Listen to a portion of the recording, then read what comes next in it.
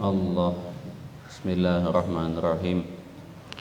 Alhamdulillahi rabbil alamin. Allahumma salli wa sallim wa barik ala sayyidil mursalin sayyidina wa nabiyyina wa maulana Muhammadin wa ala alihi wa sahbihi ajma'in. Halaman 13. Macam-macam air dan pembagiannya. Baca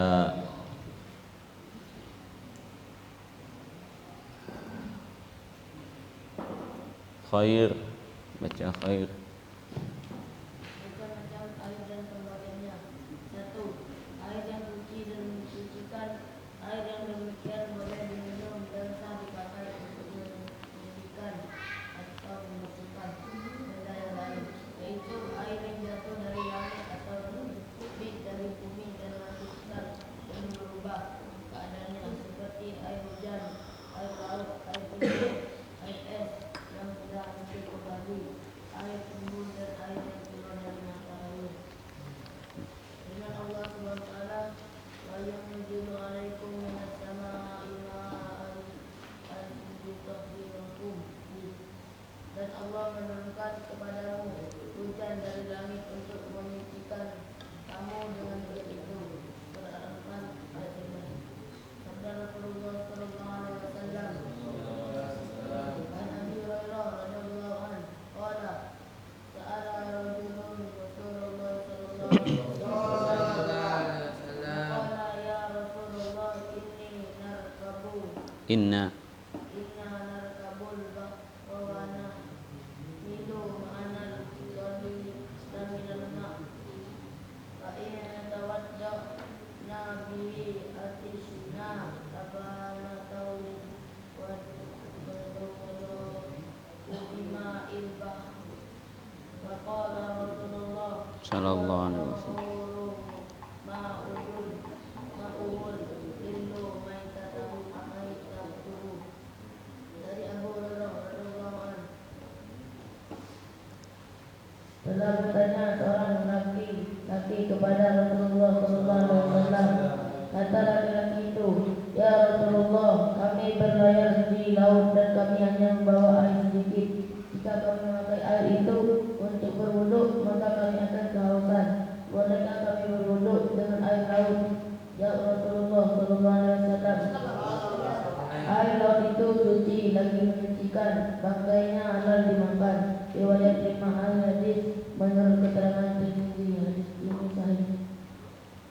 Lama su'ilan Nabi sallallahu alaihi wasallam an-diri budoa qala al-ma'u la yunajjisuhu syai'un. Tatkala Nabi sallallahu alaihi wasallam ditanya bagaimana hukumnya sumur buddha, beliau berkata, airnya tidak dinajisi suatu apapun. Riwayat Tirmidzi dan katanya hadis hasan. Perubahan air yang tidak menghilangkan keadaan atau sifatnya, suci menyucikan, walaupun perubahan itu terjadi pada salah satu dari semua.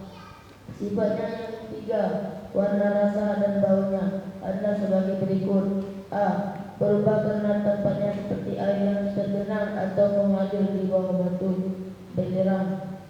B. Berubah karena lama tersimpan seperti air kolam. C. Berubah karena sesuatu yang terjadi padanya, seperti berubah disebabkan ikan atau kiambang. D.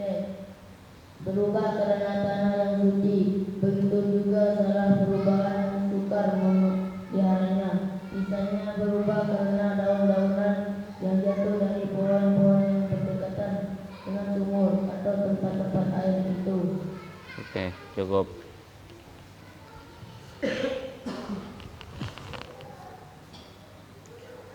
Tadi sebelumnya sudah disebutkan oleh Al-Imam Al-Muallif, oleh pengarang kitab ini, bahwa alat bersuci salah satunya adalah air. Apakah semua air bisa dipakai untuk berwudu dan mandi wajib? Maka jawabannya tidak. Di sini kemudian disebutkan ada beberapa jenis air. Yang pertama, airnya suci. Arti suci itu bisa diminum, dan menyucikan bisa dipakai berwudu. Nanti ada air bisa dipakai berwudu, bisa dipakai minum. Ada pula yang bisa dipakai minum saja, tidak bisa dipakai bersuci. Contoh seperti air kelapa. Boleh diminum, boleh. Pakai bersuci, tidak boleh. Begitu juga air teh. Boleh diminum, boleh. Tapi tidak bisa dipakai bersuci. Ada pula air yang bisa dipakai bersuci, tapi orang nggak mau meminumnya. Minum sih bisa aja, tapi orang nggak mau meminumnya. Seperti air comberan yang mengalir, ya, memanjang, tetapi tidak najis.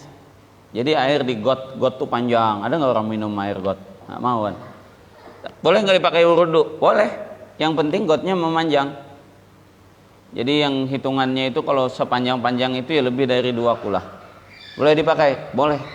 Tapi nggak ada orang yang mau minum dengan air tersebut. Begitu juga air bekas berkumur-kumur yang tidak berubah.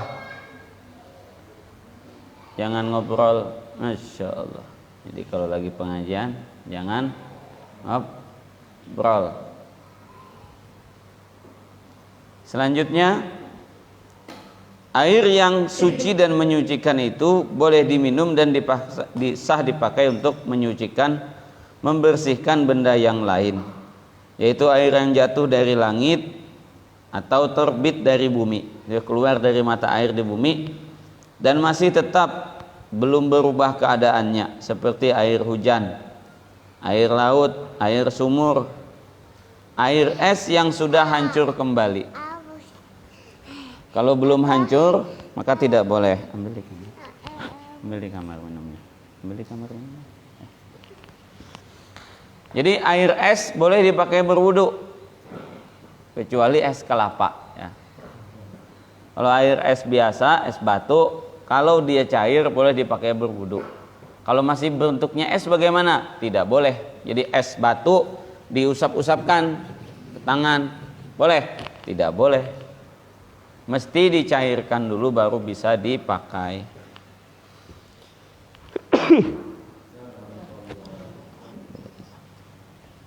Ya, kemudian air embun. Air embun yang dikumpulkan. Jadi misal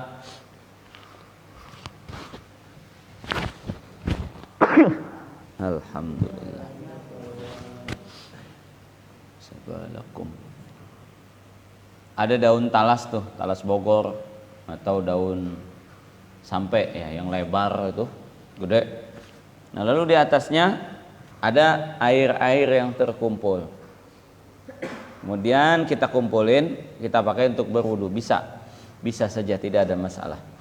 Begitu juga misal air di kantung semar, tahu kantung semar nggak? Ada tanaman, dia bulat-bulat begitu, nanti air jatuh masuk ke situ terkumpul. Selama air itu tidak berubah, air kantung semar itu, misal embun terkumpul di sana begitu banyaknya, maka bisa dipakai untuk berwudu. Begitu juga kalau salju turun di satu tempat, lalu kemudian salju tadi mencair, hukumnya sama seperti air es yang sudah mencair. Dan air yang keluar dari mata air, bukan air mata.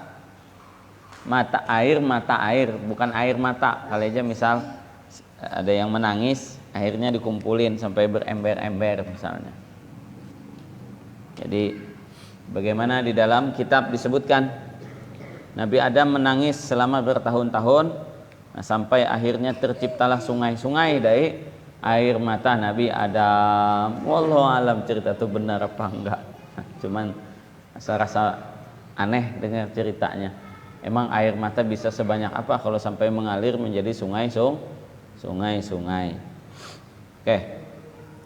Selanjutnya di situ disebutkan dalil-dalil yang menyatakan air itu suci.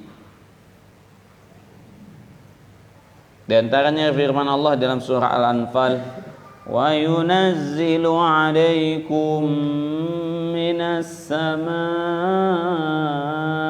ماء ليطهركم به. Dan Allah menurunkan kepadamu hujan dari langit untuk menyucikan kamu dengan hujan itu. Jadi Allah menyebut liyutahhirakum, untuk menyucikan kalian. Dari mana? Dari air hujan tersebut. Lalu kemudian dalam hadis diceritakan tentang air laut. Dalam hadis sahabat bertanya, kunna inna narkabul bahra. Kami itu kadang naik kapal, berlayar di lautan. Wa nahmilu ma'anal qalila minal ma', sedangkan kami hanya sedikit membawa air, maksudnya air minum. Air minum, air tawar sedikit. Kalau kami pakai berwudu, nanti nggak cukup buat kami minum. Perjalanannya jauh, di tengah laut mau mencari air minum kemana? Kalau nggak ada hujan, nggak ada air tawar. Yang namanya di laut tuh airnya pasti asin. Kecuali ada pulau, di pulau itu ada air, mungkin di situ ada air tawar. Tapi kalau di laut samudra tidak ketemu pulau, maka bagaimana pengen mencari air? Fa in tawaddana bihi atishna, kalau kami pakai berwudu nanti kami kehausan. Afana tawaddau bima'il bahar, boleh enggak kami berwudu dengan air laut? Nabi pun mengatakan wa tahuru ma'uhu, air laut itu airnya suci. Al-hillu maitatuhu, bangkai binatang laut itu halal. Ini diantara hadis yang disebut sebagai al-jawami'ul kalim. Ucapannya sedikit, maknanya banyak, manfaatnya luar biasa. Disebut dengan jawami'ul kalim. Nabi itu jawami'ul kalim, ngomong sedikit tapi manfaatnya banyak. Kita kadang ngomongnya banyak nggak ada manfaat, panjang yang diomongkan tapi nggak ada maknanya. Nabi ngomongnya dikit aja, sepenggal dua penggal, sekalimat dua kalimat, tapi maknanya luar biasa. Nah, salah satunya yang disebutkan oleh para ulama sebagai jawami'ul kalim adalah hadis huwa tahuru ma'uhu al-hillu maitatuhu. Sahabat bertanya tentang air laut, airnya suci. Tetapi Nabi tidak hanya menjawab itu saja. Nabi tambahkan, dan bangkai air laut, bangkai yang binatang yang ada di laut itu halal.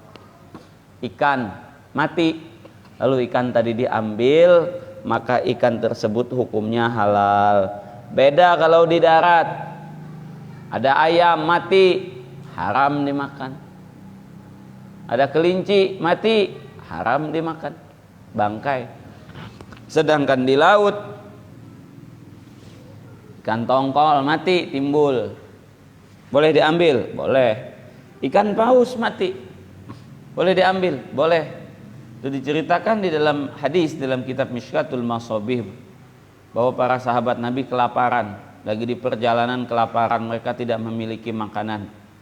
Lalu mereka lewat di pinggir laut, ternyata ada ikan yang sedang terdampar. Kata mereka, besarnya ikan itu, tulang rusuknya itu bisa kami berada di bawahnya. Nah, akhirnya mereka memakan ikan raksasa yang mati tersebut. Boleh dimakan? Sangat-sangat boleh. Jadi ini kelebihan yang Allah Ta'ala berikan. Seluruh ikan di laut itu hukumnya halal, apapun bentuknya, yang penting ikan. Tapi kalau bentuknya kapal selam, maka hukumnya tidak boleh dimakan. Nah, ya. Kuda laut, Ustadz, kuda laut itu hidupnya dalam laut? Iya, dalam laut, halal. Kecuali yang dua alam, contoh anjing laut. Anjing laut dua alam, bentuknya disebut anjing dan hidupnya dua alam. Nah, ini tidak halal. Pinguin halal? Tidak halal karena hidupnya dua alam. Buaya laut apalagi buaya darat ya. Hukumnya haram karena hidup dua alam. Jadi yang hidup dua alam hukumnya haram. Tapi kalau hidupnya cuma satu alam, cumi-cumi, gurita, ular laut, boleh dimakan? Boleh. Yang penting hidup satu alam, di laut doang. Kalau keluar mati. Selanjutnya, air itu boleh dipakai selama dia tidak berubah. Kalau berubah, maka dilihat perubahannya alami atau tidak. Kalau perubahannya alami, maka hukumnya boleh dipakai. Kalau perubahannya tidak alami, maka ini tidak bisa dipakai. Contoh, berubah warna jadi air teh ketika dicemplungin teh, itu namanya perubahan tidak alami. Tapi kalau di Kalimantan air gambut tuh warnanya kayak gini nih, kayak teh. Ana dulu waktu kecil tahu di Sumatera juga tempat Ilham tuh airnya kayak gimana Ham? Sungainya coklat. Nih kayak begini nih udah bersih. Biasa kita mandi air kayak begini tuh nggak apa-apa. Bagi kalau udah musim kebakaran hutan, wah kayak begini warnanya. Nah itu asli, tidak ada, bukan dicelupin teh, kali aja ada di ujung sungai sana tuh malaikat lagi main teh celup. Nggak ada. Memang warna tanahnya begitu, maka hukumnya suci menyucikan. Tidak ada masalah. Yang penting memang semula jadi secara ilmiah, secara alamiah demikian. Ya. Contoh berubah karena tempat, seperti air yang tergenang atau mengalir di batu belerang. Atau misal air sungai ketika hujan, pasti airnya menjadi keruh. Karena memang dia mengalirnya deras sehingga terkena tanah-tanah yang ada di sekelilingnya. Atau misal ada yang lagi memperdalam aliran sungai, dikeruk, otomatis air jadi keruh, warnanya tidak lagi jernih. Apa hukumnya? Boleh dipakai berwudu? Boleh, tidak ada masalah. Itu karena tempatnya. Berubah karena lama tersimpan, seperti air kolam, airnya lalu jadi warna hijau, berlumut. Boleh dipakai? Boleh, dengan syarat tidak dicampuri oleh bahan-bahan yang bisa menyebabkannya begitu. Ada kolam ikan nila.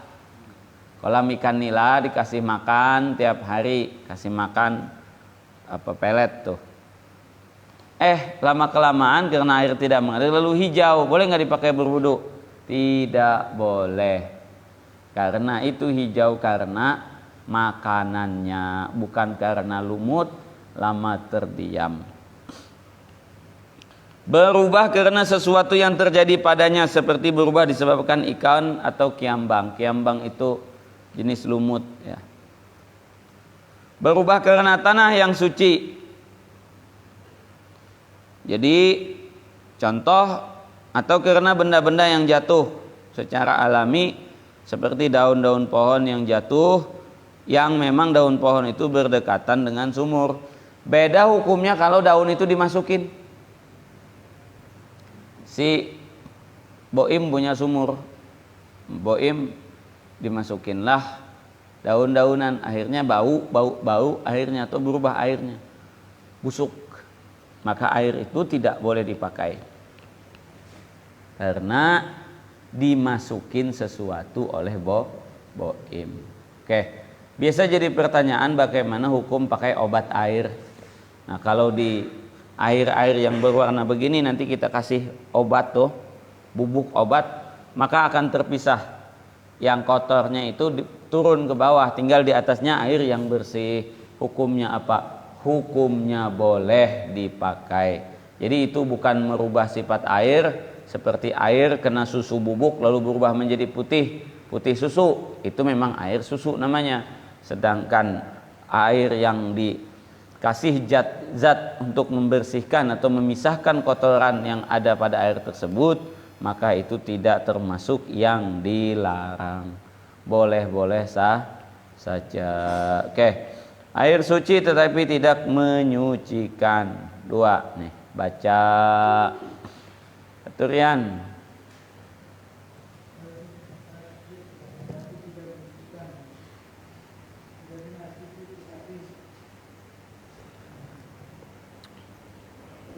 Tapi biasa dipakai untuk menyucikan sesuatu yang termasuk dalam bagian ini. Ada 3 macam air, yaitu A. Air yang telah berubah. Salah satu syaratnya karena bercampur dengan suatu benda yang suci. Selain dari perubahan yang tersebut di atas, seperti air kopi, dan sebagainya. B. Sedikit kurang. Bawa ke sana, main ke sana dengan kakaknya sih. Tidak terpakai untuk menghilangkan hadas atau menghilangkan hukum najis. Sedangkan air itu tidak berubah sifatnya dan tidak pula bertambah timbangannya.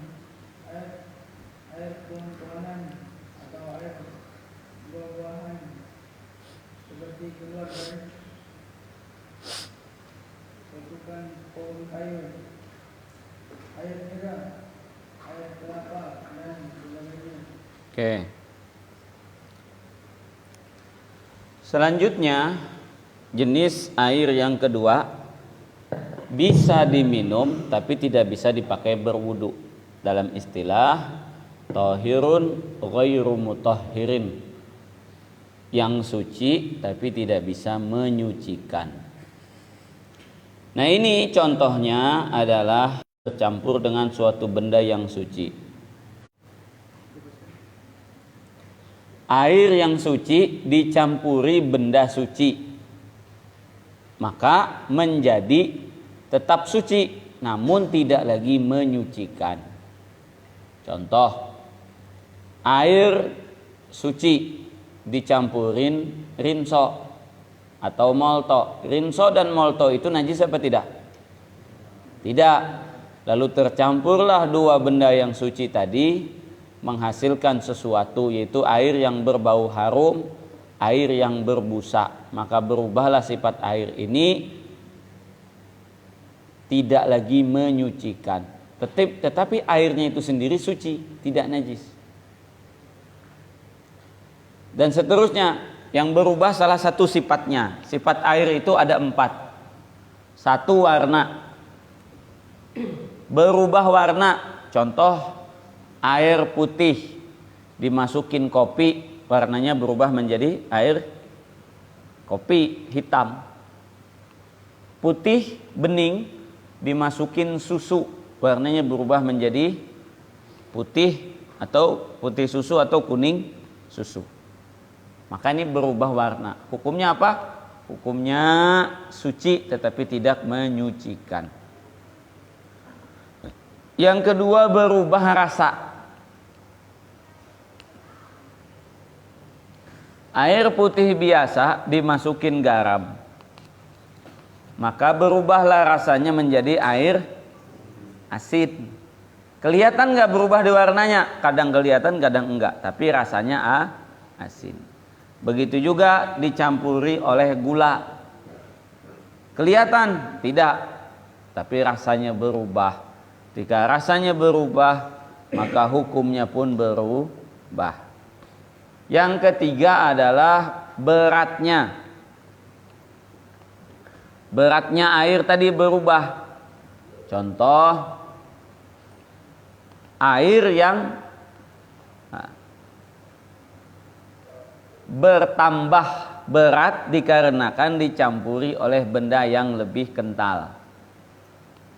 Jadi benda yang lebih kental seperti bercampur minyak. Ya. Nah, ini hukumnya air tadi dianggap berubah. Ketika memang berubah, bertambah, ya, kecuali minyak tadi bisa dipisahkan ataupun tidak terlalu banyak. Jadi bertambahnya berat air, massa air, karena ada zat yang baru. Selanjutnya yang keempat, berubah. Jadi berubah warna, berubah rasa, berubah berat, berubah bau. Dicium nggak ada baunya, lalu kejatuhan minyak wangi. Dicium maka air tadi pun harum. Disiram, ditumpahin molto, air tadi jadi harum, tapi warnanya nggak berubah.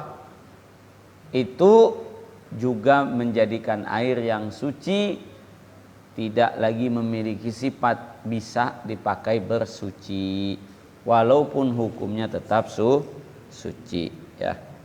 Selanjutnya yang kedua, air yang sedikit kurang dari 2 kulah. 2 kulah itu sekurang lebih 200 liter. Itu 2 kulah. Sudah terpakai untuk menghilangkan hadas atau menghilangkan hukum najis, sedangkan air itu tidak berubah sifatnya dan tidak pula bertambah timbangannya. Jadi bagaimana? Begini. Air yang kurang dari 2 kulah artinya air yang sedikit. Contoh ya.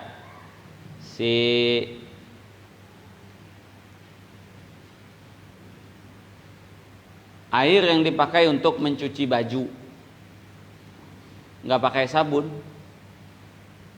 tidak pakai sabun, akan tetapi airnya tidak berubah. Misal itu di dalam kitab-kitab disebutkan, kalau kita menyiram baju yang kotor atau yang najis, jadi ketika kita siram, airnya kita ambil lagi di bawah sini, terkumpul seember. Nah, air yang seember itu tidak lagi menyucikan, hanya suci saja. Begitu juga air kumur-kumur. Ambil air kumur-kumur, kita masukin lagi ke gelas, terang, jernih, bening. Boleh dipakai buat berwudu? Tidak boleh. Diminum silahkan, ambil berkah.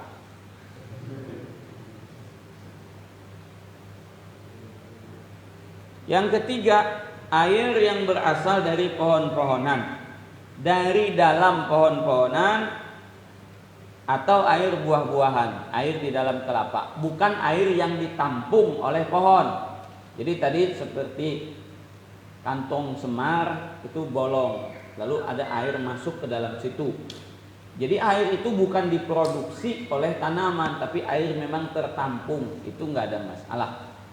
Itu hukumnya suci menyucikan. Tapi kalau air yang berasal dari tanaman, ada pohon kayu yang kalau kita potong batangnya itu mengeluarkan air, atau seperti dari pohon nira, pohon kelapa, nanti di mayangnya dilukai, digantunglah kendi ataupun seumpamanya, nanti menetes dari mayangnya itu air.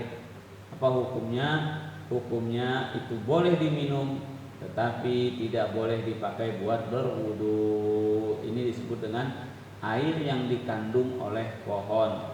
Semisal juga air yang ada di dalam batang tebu, tebunya dijepit ataupun diproses pakai mesin lalu keluarlah air dari sana. Boleh nggak air itu dipakai buat minum? Boleh, suci.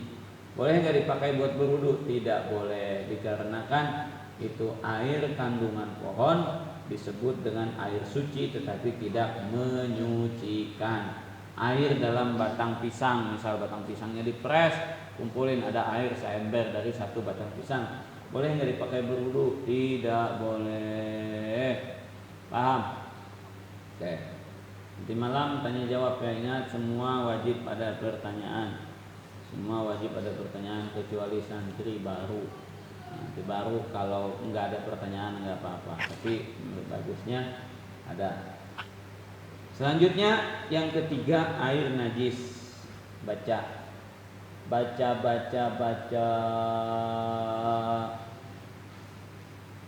Allah nizam.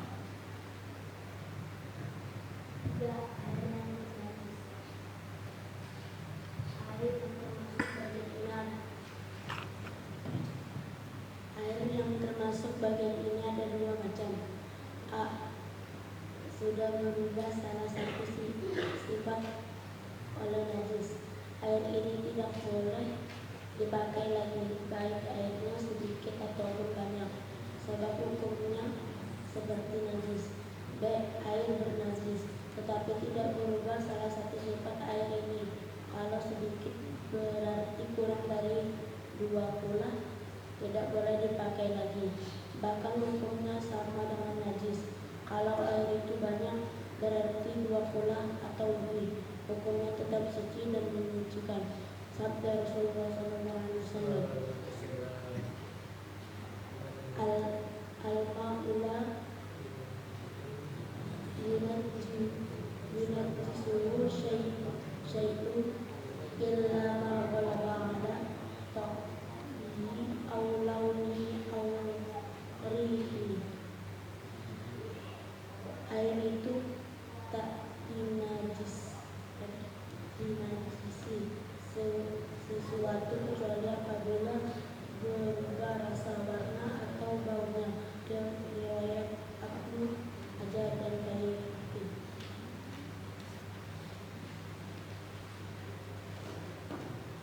Oke. Idza kana al-ma'u qullataini lam yunajjisuhu. Idza kana al-ma'u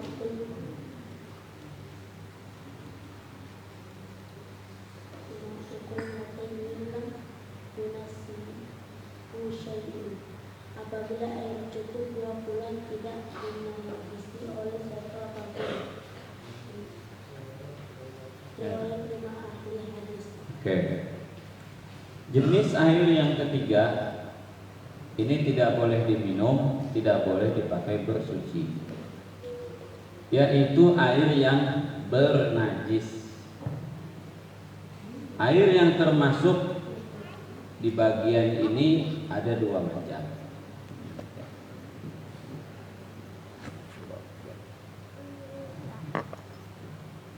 Yang pertama, air yang sudah berubah salah satu sifatnya oleh najis. Contoh, sumur. Sumur tuh gede, atau kolam. Kolam tuh gede. Lalu kucing jatuh dan mati. Busuk. Akhirnya airnya semuanya berbau busuk. Sebanyak apapun air tadi, kalau berbau maka hukumnya semuanya najis. Apalagi kalau sedikit, ya, paham? Nah, kalau sudah najis begitu, bagaimana cara menyucikannya? Yang pertama, bangkainya dibuang. Dibuang bangkai kucingnya, baru kemudian air tadi, sumurnya dikuras sampai habis airnya.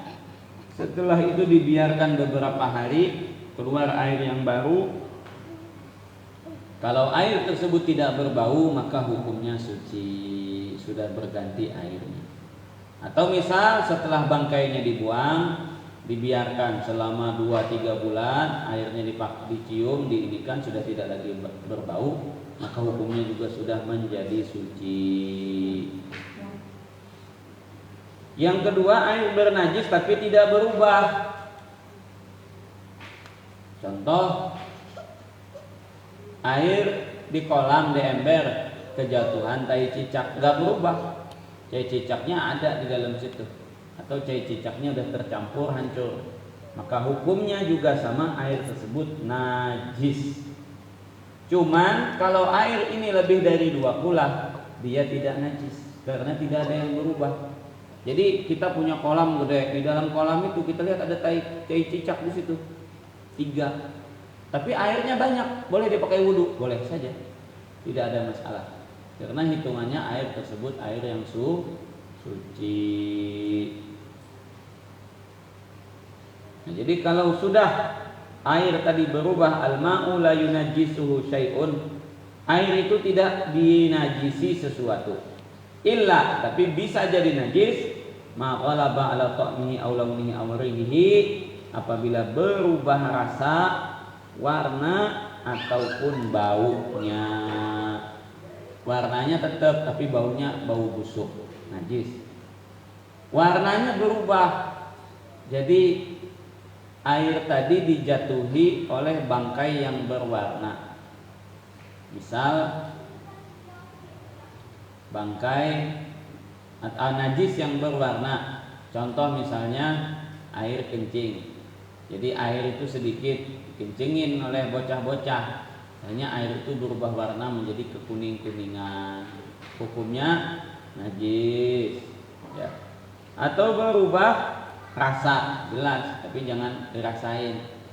Ini ada orang belajar yakin, pokoknya kalau nggak yakin banget dia nggak percaya. Jadi di satu saat lagi jalan gelap, remang-remang keinjak tai sapi, tapi nggak yakin kayaknya bukan tai sapi, dirasain sama dia, dirasain oh iya bener nih tai sapi. Jadi nggak usah kayak begitu bodohnya ya. Kira-kira tai sapi, ya udah lo kira-kira tai sapi. Jangan lagi dipaksa. Ini kayaknya masih bukan. Ini kan gelap. Iya gelap, hati ente gelap, mata ente gelap.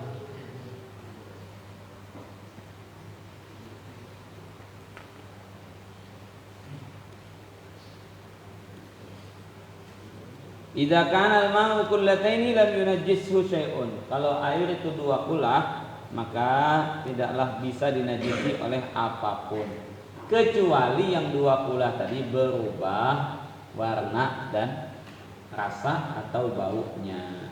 Nah yang jadi masalah kalau kita wudhu di sungai. Kadang-kadang kita wudhu di sungai, lagi wudhu tiba-tiba tuh segerombolan lewat kuning, tentara kuning, neng, warning, kayak ambulan lewat. Wah, kita wudhu depan dia bagaimana? Yang penting kita jangan ngangkat dia, kita tepikan, masya Allah, jauh. Jadi kita ini nih air kita dorong dia pakai air, dia pun menjauh pergi gitu kan. Nah, boleh kita berwudu di situ, boleh, nggak ada masalah. Yang penting jangan air itu. Kalau di sungai kan kadang-kadang masya Allah yang lewat tuh ada bangkai kucing, ada bangkai ular, terapan. Selama kita tidak jelas-jelas berwudu di situ, boleh aja. Yang penting air yang kita pakai berwudu nggak bau. Ketika kita angkat ada kuning kecil di situ, nah itu tidak boleh. Ketika kita angkat kita cium nggak ada baunya, pakai aja berwudu. Minum boleh. Cuman kalau bodoh jangan salahkan kita. Setelah minum air itu langsung on. Nah, karena airnya terlalu kotor, makanya itu usahakan. Yang tinggal di daerah-daerah, jangan buang air di sungai. Jangan buang air di sungai. Bikin spiteng, bikinlah WC. Alhamdulillah pemerintah sudah banyak membuat proyek-proyek sumber air bersih dan juga proyek-proyek kloset bersih. Nah ini kadang-kadang di daerah-daerah Kalimantan, di Sumatera ada yang namanya jamban, pinggir sungai dibuat kali, sambil buang air sambil niat sedekah. Kenapa? Ikan, masya Allah. Kita buang, ikan datang, diperebutkan. Jadi kalau bisa jangan di sungai. Jadi WC dibikin, tapi jangan juga WC dialirkannya ke sungai, sama aja bohong. Anak ketemu beberapa pesantren, ya Allah punya kolam ikan, ternyata makanan utamanya disuplai dari WC santri. Ada tuh santren tablik lagi, ya Allah, kita jadi enak lihatnya. Kita makan di situ yang disuruhkan ikan lagi, ya Allah, ini jangan-jangan ikan dari situ tuh kolamnya. Ya ada aja di dunia. Jadi ikan kasih makan itu. Jadi katanya kan ikannya kan kita makan. Itu kita berak, ikan makan kotoran kita. Jadi itu hukum ekosistem namanya. Manusia memakan ikan, ikan memakan kotoran manusia. Ikannya gemuk dimakan lagi oleh manusia tadi. Manusianya gemuk dibuangnya tuh kotorannya, dimakan oleh ikan. Ikannya gemuk dimakan lagi oleh manusia. Dia hanya tergemuk-gemuklah, sama menggemuk-gemukkan. Ikan menggemukkan manusia, manusia menggemukkan ikan. Hasil dari kotoran bersama-sama ujungnya. Jadi diharamkan ya, memberi binatang makanan dengan kotoran manusia. Tidak boleh juga dipakai buat pupuk. Insya Allah kita pernah beli pisang Ambon, ketika kita makan kok baunya mencurigakan. Ini jangan-jangan pupuknya pakai itu, tinja. Ini hati-hati, insya Allah.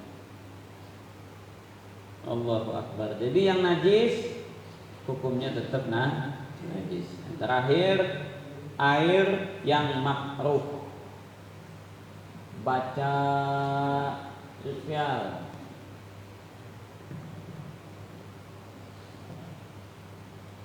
Empat, air yang makruh, yaitu yang terjemur oleh matahari dalam bejana selain bejana emas atau perak.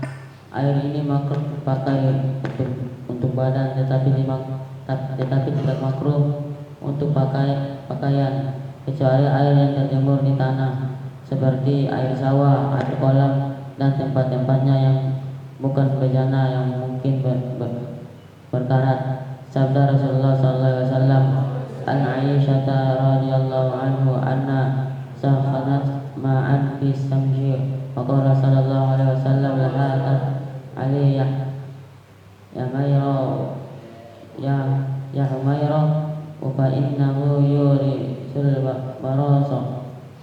Dari Aisyah sesungguhnya ia telah memanaskan air dari cahaya matahari. Maka Rasulullah SAW berkata kepadanya, janganlah engkau berbuat demikian, ya Aisyah. Sesungguhnya air yang dijemur itu dapat menimbulkan penyakit sopak. Riwayat Baihaqi.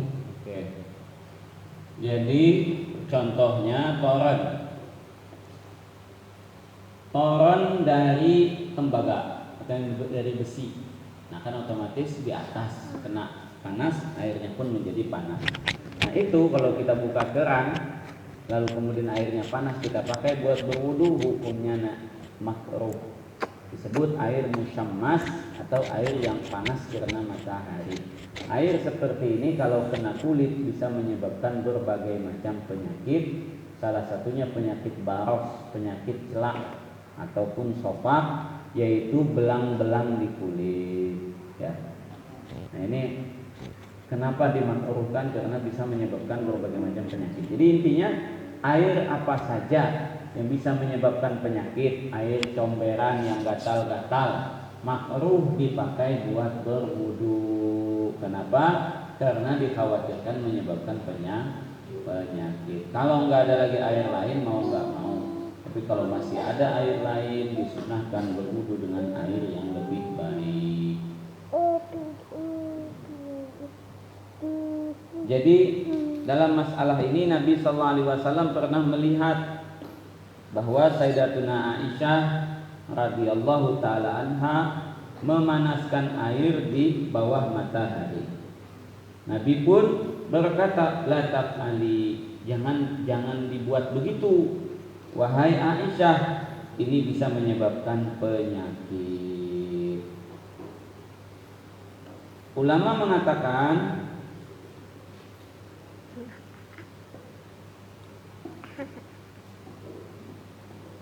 yang makruh itu kalau dari bejana besi atau tembaga. Kalau bejana plastik itu nggak apa-apa. Ya. Di sini dikatakan secara umum. Intinya tempat-tempat yang bukan bejana yang mungkin berkarat. Kalau plastik kan nggak berkarat. Atau bejana dari tanah nggak mungkin berkarat, maka boleh. Jadi air yang memang terjemur, yang penting bukan di dalam suatu bejana yang bisa berkarat, bukan dari logam, hukumnya boleh dipakai, tidak makruh. Tapi kalau dari logam hukumnya makruh. Jadi toren besi dengan stainless dengan toren plastik, kalau terjemur lama sama-sama panas, maka yang makruh yang dipakai adalah air toren besi. Sedangkan air toren plastik itu tidak makruh. Ini kalau terpanaskan dengan panas matahari. Kalau dipanaskan dengan panasan api atau panasan listrik pakai alat pemanas air, maka tidak makruh. Paham? Jadi yang makruh itu kalau pakai matahari. Jadi kan sekarang ada di hotel-hotel kita mandi itu tinggal pilih mau air panas apa air dingin. Bahkan di hotel-hotel mewah buat buang air kloset atau bahkan buat cuci tangan itu kerannya tinggal mau jadi keran itu kadang-kadang ada tombol di tengahnya. Kalau kita tekan itu jadi air dingin atau jadi air panas. Nanti ada tanda merah dengan putih. Kalau merah berarti air panas. Ini hati-hati. Ada orang kampung berangkat haji. Ya namanya haji kan nginap di hotel bagus di Mekah. Pas beliau masuk WC beliau teriak-teriak. Kenapa? Pas buang air kecil basuh rupanya pakai air panas. Masya Allah. Biru langsung terkelupas. Itu kalau ayam biasa mencabut bulu ayam, kita habis membeli ayam cabut bulu ayam kan pakai air panas. Nah, sekali antum kalau mau cabut bulu pakai air panas gitu. Hati-hati, lihat dulu tombolnya. Jangan main coba-coba aja, ternyata air panas. Ya kalau panasnya panas suam-suam aja, panas ujung kuku. Ini panasnya Masya Allah kena langsung terkelupas, mateng. Jadi sosis rebus. Hati-hati, jangan koper-koper banget lah. Tuh masuk ke hotel tuh liatin apa nih. Pokoknya kalau ada sesuatu yang aneh, ada tanda-tanda, itu berarti ada sesuatu. Sama kayak WC bandara, WC mana-mana, WC umum, itu nanti di pintunya itu ada tanda hijau merah. Kalau merah berarti ada orang. Jadi ketika slot kuncinya ditarik, dia akan berubah warna. Ketika ketarik berarti dikunci dari dalam, warnanya menjadi merah. Tapi ketika terbuka, ditarik ke belakang berarti nggak kekunci, warnanya hijau. Kalau yang hijau dorong aja, kalau yang merah kita dorong itu juga ada orang. Jadi kita lihatin warnanya udah ketahuan, ada orang apa enggak. Cuman hati-hati kalau hijau tapi bertutup, kita dorong, orangnya lagi ngangkang di situ. Ada tuh kadang-kadang yang kayak begitu tuh, orang-orang aneh masuk WC nggak pernah dikunci, kebelet atau bagaimana. Nah, kita buka pintunya, kita dorong, ada beliau yang ngira aja, kayak kambing lagi ngapain, yang ngira tuh dia nggak ada malu sama sekali. Ya Allah, nih manusia apa kambing?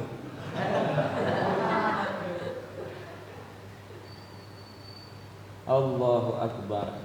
Jadi hati-hati memakai benda-benda yang bisa menghasilkan penyakit. Ini dalam kehidupan juga sama ya. Jangan sembarangan kita hidup ini. Jadi kalau nanti kena sakit gara-gara cara kita yang salah, maka fala talumanna illa nafsak. Jangan menyalahkan sesiapa, salahkan diri sendiri. Insyaallah kita lanjutkan malam nanti tanya jawab. Ingat masing-masing mesti siapkan pertanyaan. Sallallahu Rabbuna